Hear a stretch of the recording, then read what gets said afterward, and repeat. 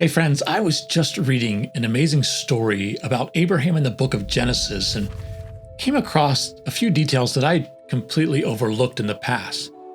And a small little phrase changed a story that I've read about all my life.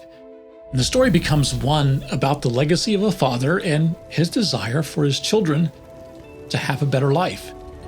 It begins with two pivotal figures from the Bible, Terah and his son Abraham. So travel with me to the ancient city of Ur. It's a bustling civilization, rich in culture and idol worship. But in this city, Jewish history tells us that there was a wealthy, influential man by the name of Terah. In this capital of world power, the ancient city of Mesopotamia, the cradle of civilization, is where Terah and his family lived. In the book of Joshua, chapter 24, and I'm reading out of the Net Bible, we read one of the details concerning Terah. It reads, "In the distant past, your ancestors lived beyond the Euphrates River, including Terah, the father of Abraham and Nahor, and they worshipped other gods." Terah was worshiping pagan gods. In Hebrew, the word worshipped is AVODAH. It can be translated that Terah worked for other gods or served, or the root is aved, which can mean even slave. Barashit Rabbah 38 tells us that he might have been a craftsman that made household idols. But something extraordinary happens, and this is the detail that changed the story for me. And you can read this in Genesis 11, verse 31. Terah took his son Abram, his grandson Lot, his daughter-in-law Sarai, the son Abram's wife, and with him he set out from Ur of the Chaldeans to go to Canaan. Did you catch that last part? Why is Terah heading to Canaan? Isn't this what God called Abraham to do? What compels Terah to leave everything behind and head for Canaan? Before we are introduced in the story to where God talks to Abraham about settling in Canaan. Jewish literature in the extra-biblical writings called the Apocalypse of Abraham paints Terah as a man conflicted by his craft and his faith. He's struggling with the paganism of Ur, but not sure on how to be different. But it seems like something switches in the mind of Terah and he leaves Ur for something else. If you read the writings of Josephus, and I'm reading this out of the complete works of Josephus, the Antiquities of the Jews, section 1.6.5, Josephus provides us with another perspective, and it says that Terah, hating Chaldea, is mourning the loss of his son Haran.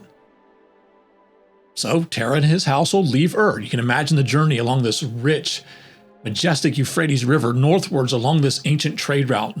This journey is following the Fertile Crescent, a term that you probably remember from ancient history in school, but it's now the modern-day area of Iraq, Syria, Turkey, Lebanon, and Israel.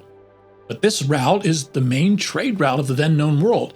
But for Terah, he's not on this trade route for nothing. He's on a journey of change, it seems, of seeking something more than what his past can offer him.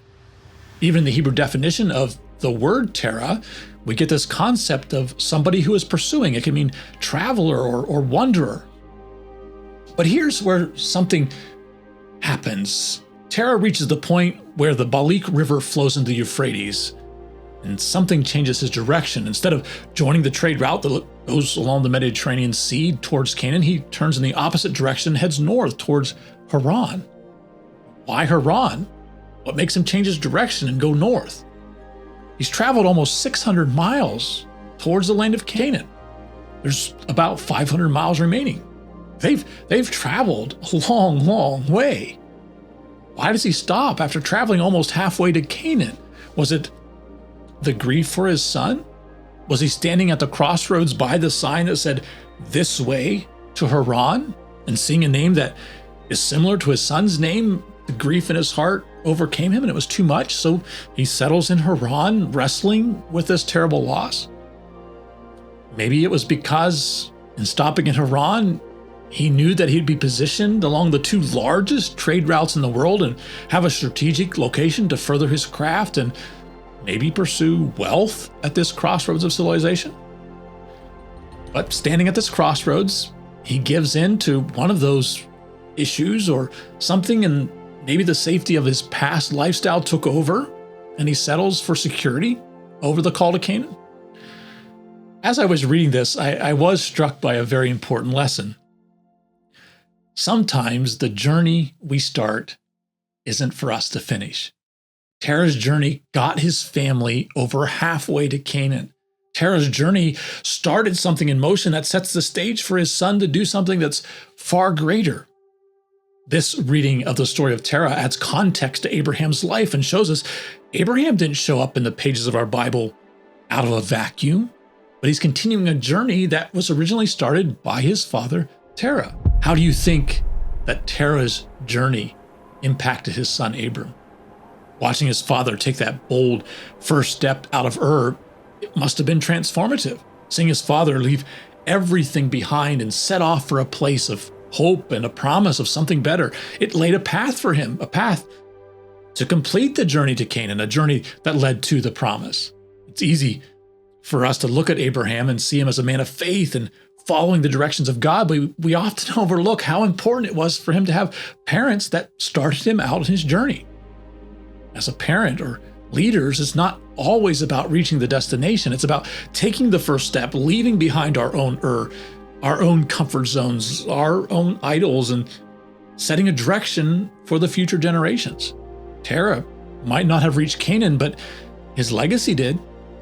And Abraham, his journey found fulfillment. In our lives, the journeys that we start today can be the very thing that opens the door for our children to claim the promised land. But it starts with that first step.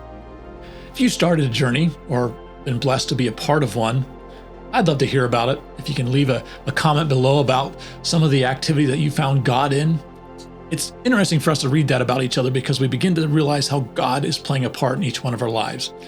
Also, if you want to support us, please just take a moment and subscribe and like the video so together we can continue this journey in studying this biblical text together.